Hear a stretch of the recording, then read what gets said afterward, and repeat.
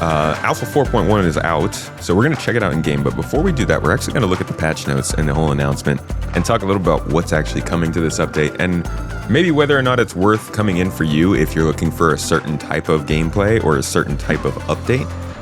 Some people want chips, some people want stability, some want new features, and some want just in general movement forward in their part of gameplay. So we're going to go through the patch notes here real quick and just kind of touch on the big things that are coming. You guys mostly know it. We've been through it a lot here on the channel, but this is for people who maybe don't get to too much. There are new ships coming in 4.1, but there are also ship changes, new ship weapons.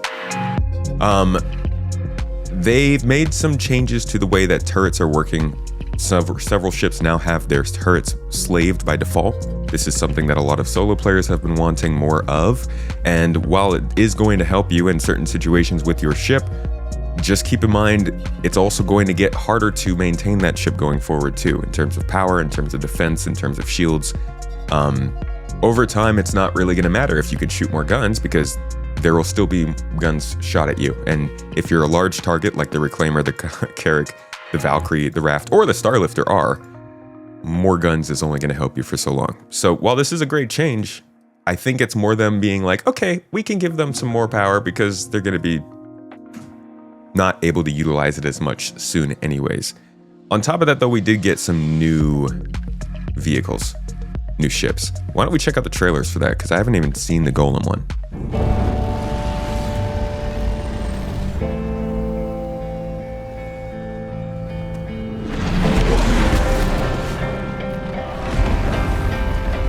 Wait, hold on. They're just straight up putting this actual, they're putting the actual event or the sandbox activity into the trailer of the Golem. That's funny. They say these worlds weren't built for us.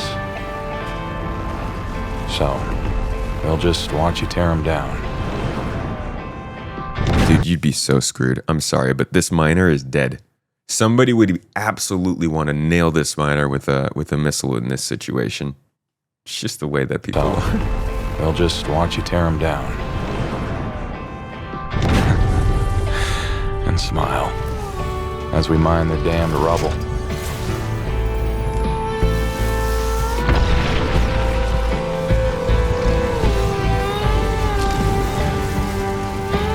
It's kind of funny because I was saying that they put combat in all their trailers, and this trailer is specifically about this person trying to avoid combat, but there's still combat in the trailer. We start strong. It's still the and flashy fast. bits. Work for grit, not glory. Ooh, nice landing, buddy. So when the ground does shake, Combat. we live steady. That's what they're trying to tell you. This is like Star Citizen. You'll never get away from the fighting. They'll always follow you.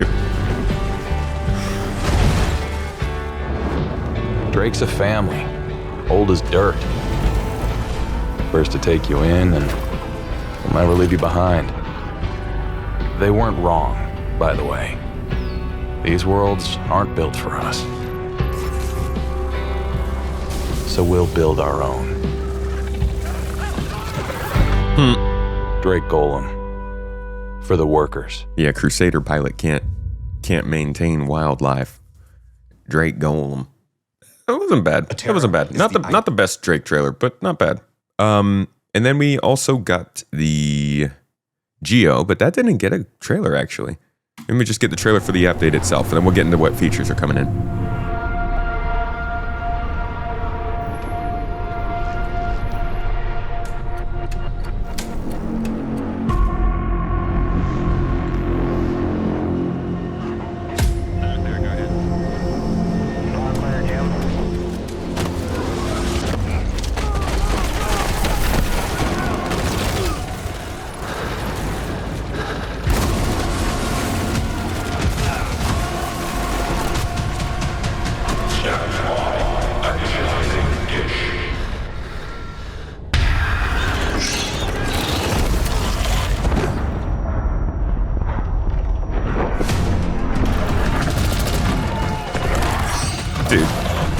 how are you going to call that even an attempt at shooting somebody? Look at this.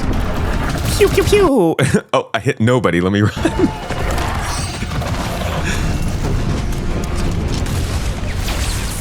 Oh, they just left that guy.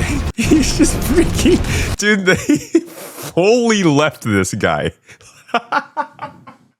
Like, this is not one of those honorable situations where they're trying to, like, this dude's not dead yet. And this spaceship is fully taking off and flying away. I think this is another person who... They just said, screw all the people who are on the ground. We're just taking the batteries and going. This guy's dead. How rude.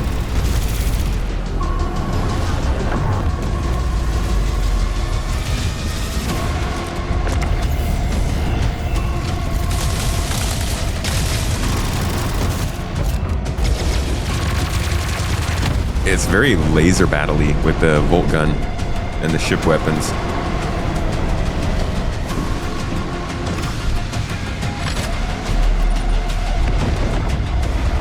He just sits there and keeps waiting for the laser to launch, but it won't because it's lagging.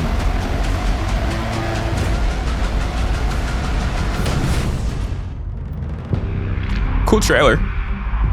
Ah, yes. Good call on including this. Yeah, so these are the two, we're seeing the two main things coming in this update. We'll talk about that in a second. Honestly, the trailer itself is, like, I think that was a good representation of what the event is, actually. It obviously plays different in the game, as it does, as we know. But compared to a lot of other trailers they've had for updates, where they just kind of throw in a whole bunch of stuff going on, and you're like, well, I wish the game actually played like this. This event does kind of play like that when it goes smoothly. You go down, you take over this ground facility, you collect these cards, you put them into a line the dish.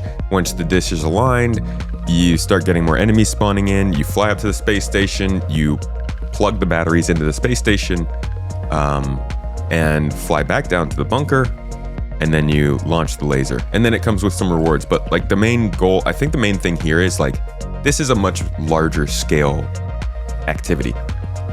Today, we're just gonna jump into the game and explore the area. Tomorrow, I wanna see what we can do about putting a force together to go out there. Maybe, depending on how the performance is. I heard it's pretty bad. This is more along the lines of like, you wanna do Ghost Hollow, but you've got 20 people instead of 5. Or maybe you wanna do Jump Town, but you guys have like 3 Polaris and a couple Hammerheads that you wanna test out. So you're gonna instead come and try and hold these locations down. They call them the Hathor facilities. They are holdovers from the Theaters of War production. 2 Hathor facilities have been added to support the new Align and Mine persistent sandbox activity. These locations appear on something that's been cut off. We know they're on Aberdeen and Daymar, but I think one of the most important parts about this edition is that they're making Aberdeen and Daymar really unique locations, and that we're starting to see different places and moons that truly set them apart.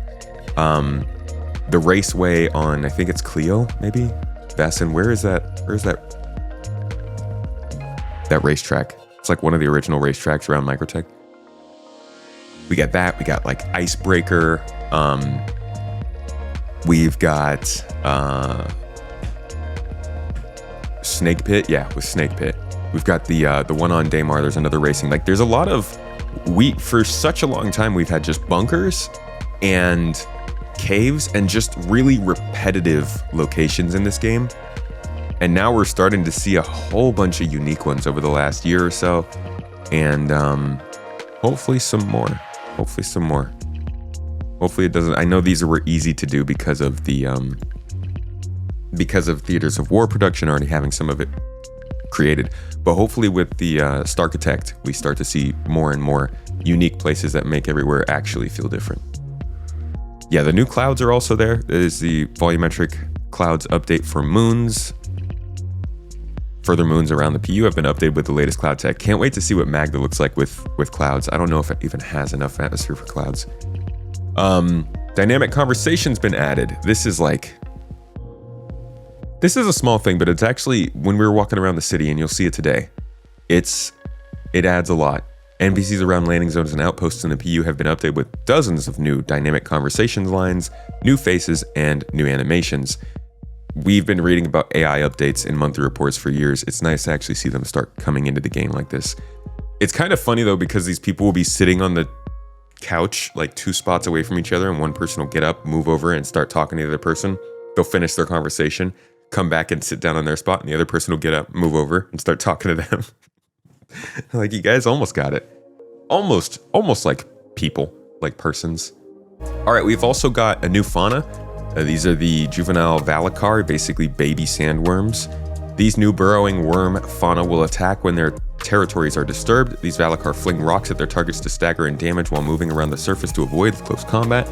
These can be found on some moons and near Hathor facilities, so not just on Daymar. These can be found on different moons, and thus it begins, guys. We are now living in a game where you can just come across space aliens in random places, and they might freak you out. Honestly, I am like, these things could just creep up on you in caves, probably at some point. They're not saying they're in caves right now, but I'm just imagining someday they're going to start to spawn fauna on derelict ships.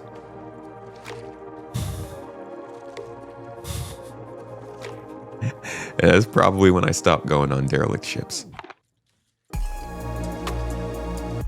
All right. They also gave shopkeepers and civilian AI at derelict settlements pistols to help defend themselves. That's nice. And they added multiple new Ninetales FPS AI loadouts. We know that the FPS AI are starting to play a lot different depending on what their role is in the battle, which is nice. A little bit of variety in the fights. All right, the other side of things, well, this is like actually really the big update of the whole thing. We'll go through all of it. So Align in Mine is what we just saw. New sandbox activity, bringing players to 2 moons in Stanton with 3 ground-based alignment facilities and 1 orbital mining station. Players will need to navigate the facility buildings to grab keycards to unlock new areas leading to the final terminal to align the satellite to the orbital station above. Once all 3 ground locations have been aligned and the batteries from each location acquired, players need to navigate the station above and use the batteries to power the orbital mining laser. So we just saw this in that trailer. Haven't really run through it myself, but it'll be real good when it runs well, as we say. Okay. The other side of it, which we haven't really talked too much about, is Wicklow. Brand new Banu collector, first alien in the game. He's a collector of fine goods found around the universe, and he's made his way to Stanton to begin trading with players for weapons, armor, and ships. This will appear as an intro mission to go meet them at their trading post inside of an asteroid. We also introduced Rayari, a research company calling for rare minerals to help further their research. Happy collecting research. This is actually a big part of their push to start getting guilds into the game. All right, if you sat through this talk, then you probably remember this section of it. That will offer rewards the more you work for them. And I want to call out 2 things. One, I'm not going to have time to dive into all of the missions that you're going to see on this board, but just know that every mission type. So they had guilds they want to introduce. Corners of the universe. Yeah, so we got the Industrial Guild, which we've started to work through that, mostly with the salvaging stuff. They need to add mining for sure. I'm guessing, and then Repair Technician is kind of starting to happen. Guessing they'll introduce some factions with that throughout the next few months. We've got the Cargo Guild, which we've started to see cargo deliveries coming in. Don't know if there's courier stuff here. They've also got passenger transport and vehicle delivery, which will be some interesting mix-ups there. We've got racing, which we've seen the racing folks start to get some reputation in because you can do the racing missions. That was like the first missions that got reputation. Science. We're starting to see the hunt animal stuff, the wilderness there.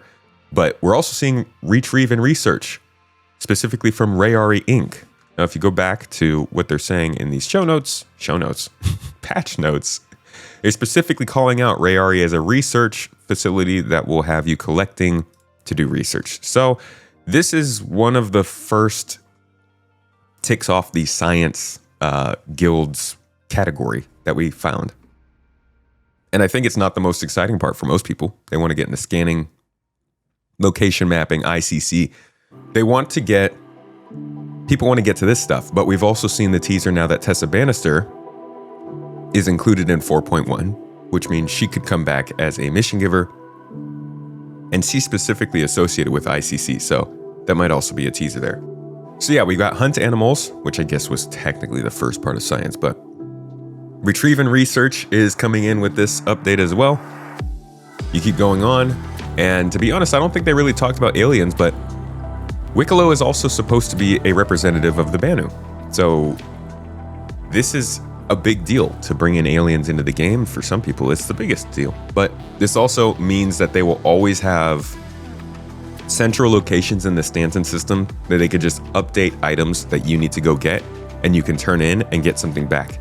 It's literally a storefront, but it's a bartering storefront, and it encourages people to use different methods to retrieve different types of materials on this essentially scavenger hunt list and then get something in return. And that could be updated endlessly, which I think is a really good addition and a good way to get kind of the exploration folks started in game. Besides that, they've also updated ground vehicle and mining. We've seen this, vehicle and FPS mining we've seen and tested here on the stream. They split out FPS minables to not be mineable by ground vehicles,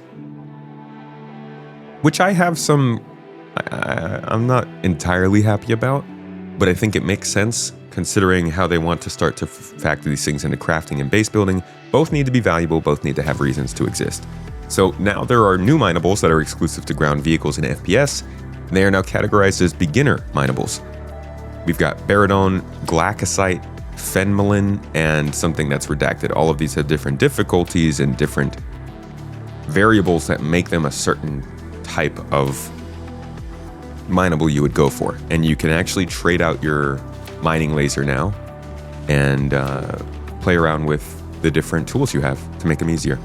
We also have FPS hand minables, Aphorite, Dolomine, Hadanite, Janolite, and a few others that I think we saw in game, but I don't remember what they're called.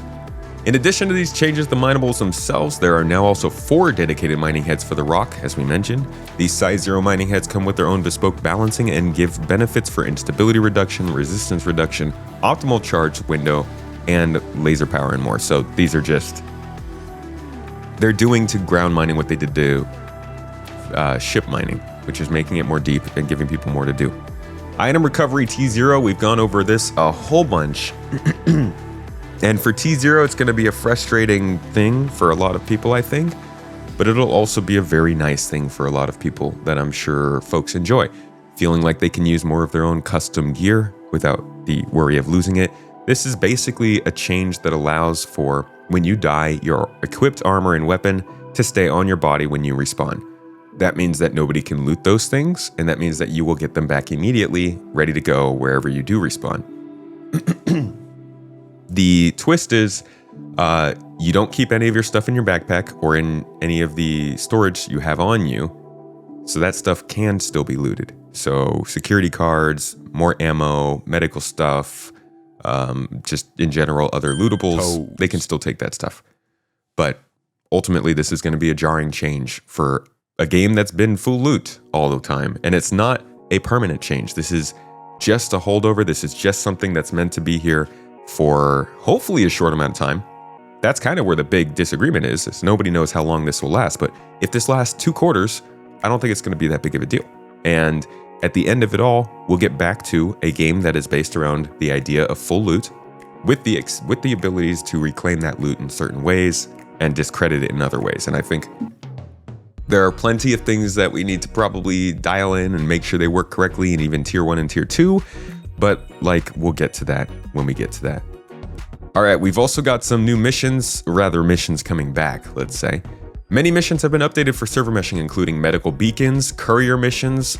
I still need to see courier missions. I still haven't seen them working in Stanton. Prison, oxygen, repair missions, and the 890 boarding jump mission. That's 890 jump boarding mission. That's a good one. Enabled place from inventory. Oh my dude. That is fantastic. I didn't know we were going to have that. I mean, it'd be nice to have it. I just didn't know it was in this update. Fuses, keycards, comp boards all can be placed from inventory. That's not bad. Yeah, that's not bad. That's actually really nice. Yeah, I think I'm pretty happy with that. I'm sure there are other items that I'd like to be included in there, but we'll get there. That's a good change. All right, further loot and medical crate content updates. Yeah, the loot boxes are a lot better. That is actually at Hathor. The loot boxes are great. I'm not sure if they've updated loot boxes around other places in the game, but the ones that they've added to Hathor do give you some real good stuff. Is this live right now? Yeah, it is. Not realistic, not immersive. Dude, the realism for that. I do not want to go into my inventory every time I need to get a fuse. Like, when you're doing engineering, maybe this is something they take away when the inventory works better and gives you an easy way to pull out of your inventory without going through a whole bunch of stuff. But oh my god, I've just doing the key cards in Hathor. I've been thinking about how fuses are gonna work on ships when you're running around trying to repair stuff, and I'm like, bruh, we're gonna have to have an easy way to get those out. Ship and vehicle updates. This is an interesting one because it's physics based, and physics in Star Citizen is a thing.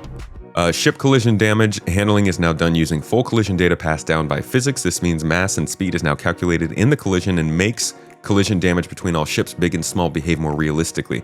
Haven't tested this out yet, but I do wonder how possible this would have been before server meshing. Because I imagine this is a whole bunch of data. This kind of thing, Maelstrom, all that stuff where they have to calculate the specific collisions between two dynamic spaceships made up of a bunch of parts must be a ton of data. And I'm wondering if that was even worth trying before. All right, added additional ships to the PU ships shops. We got the Argos CSV, the Crusader Intrepid, nice touch. The Anvil Terrapin Medic, Mirai Pulse, RSI Lynx. No Starlancer. Didn't the Starlancer come out at the same time as the CSV? Is it already in the PU? Why would they not put the Starlancer in the PU for this update? Heavy Fighter General Archetype Balance Pass. Joint health, thruster power, and max speeds have been adjusted for the Heavy Fighter archetypes. Most of these speeds and thrust adjustments were needed due to thruster weight changes that have gone into 4.1. Thruster weight changes. And should bring them back in line with 4.0.2, so keep an eye on Heavy Fighters and let us know if some feel different. Huh. See, this isn't a huge change, but this is really good insight into the development that's going on kind of behind the scenes. They're still working on the flight model because the archetypes are something that they told us were going to start being worked on after everything got reset for master modes, but they haven't really talked about that yet. This doesn't mean that they're actually changing it for 4.1, but I'm thinking they're doing active work on it, which I really hope so. But also, the fact that they added thruster weight changes in 4.1, this wasn't in any way mentioned before that I know of. And that also kind of says something about they're updating ships, getting them ready for customization, for component differences, for engineering maybe. Maybe, speculation, but maybe. We've also got a whole bunch of changes and updates to ships outside of the turret changes. We've got audio changes, camera shake reductions, mining lasers added to shops, mining pods, the rock as their mining pods added to shops, the vulture tractor beams in the shops now, SRV fuel is heavier, reduced fuel storage for some of the smaller ships, 300i cargo is working better, thank God for that. Energy cannon's max ammo went from 15 to 25. Atlas can now be destroyed, updated with health and damage states. They have also got like a health bar on it now. So some weapon stuff, some vehicle stuff. Now we've got new weapons. The Volt Parallax Off-World Laser Technologies rifle. This is the one we saw in the trailer. Looks like a plasma rifle. Works kind of like a plasma rifle. Though you've got both overheating mechanic and reload mechanic. Now I know these are both things in the game. There is both ammo and there is both heat, so a gun that uses both would need that. I do feel like maybe though they can combine them and make the battery overheat or something, and you just have to worry about, I don't know. Either if you're gonna have to maintain both heat and ammo, I'm thinking maybe the damage should be higher on this because it is kind of a lot to pay attention to. At the same time though, I like the way it works. I enjoy this gun. Sounds really nice. Looks really good. I'm thinking maybe not the most competitive, sweaty PvP powerful gun, but it's certainly fun to use, and I'm gonna go in game right now and go get one to carry around. The rifle builds up heat, increasing its rate of fire up to 35%, and once enough heat builds up, it turns into a powerful beam, so you can kind of bounce around firing it just to fire it how you want it. Currently, this weapon is also in single weapon elimination and AC. Probably a good way to try that out. Grenade launchers have been balanced. We know this happened because of the item change, the item recovery change, which is kind of funny. But basically, grenade launchers are not very useful anymore. The Ripper SMG is in the game, got a DPS increase, which is great because I heard it kind of sucked. I still haven't used this gun, to be honest, and I don't have any desire to. But it's another piece of a little bit of variety and something that tells a story of broken down areas. This is the gun that was looking like a broken apart multi-tool turned into a weapon. Custodian SMG also got a damage increase. P8 AR got some changes here. Looks like some stuff to make it a little bit less effective, little nerf. And then the FS9 got an increase of projectile speed. That's the LMG. Moving on from there, we got some core updates. We have made numerous updates to help reduce B-Win spikes, which caused many delays around the PU. B-Win generally is telling you how your input lag is doing wherever you are. In my most unprofessional opinion, speculation, and reading of the situation, that's what I think. Option to have no clouds enabled in the PU has been removed. So that now everybody is forced to have clouds on. People with earlier graphics cards, this might be rough. But I'm guessing this sounds like they think they've done enough optimizations to require it, which clouds are obviously going to have a huge effect on your ability to see other people, to scan. I mean, clouds will hurt your ability to scan, so you can't just not have them in the game. Should this option have been removed this early? I don't know, but it is now that way. Updated loading and splash screens. You'll see that they've got a new set of news updates and stories going on around the game on the loading screen. You'll see that when we jump into the game in a bit here. New map, Crossroads of Crime. This is actually the original Theaters of War map. So this will now be in game for you to use in Arena Commander, which honestly I think is still underutilized, but as somebody who doesn't use it that much, I can't talk. Astor's Clearing has also been brought into the game. This is a settlement from Microtech, so just giving you a little more of the ability to train on PU locations without having to go in the PU. And then some miscellaneous changes. Bug fixes, disabled areas and racetracks and levels, and just in general updates. And then a whole bunch of other bug fixes here. Jesus. Yeah.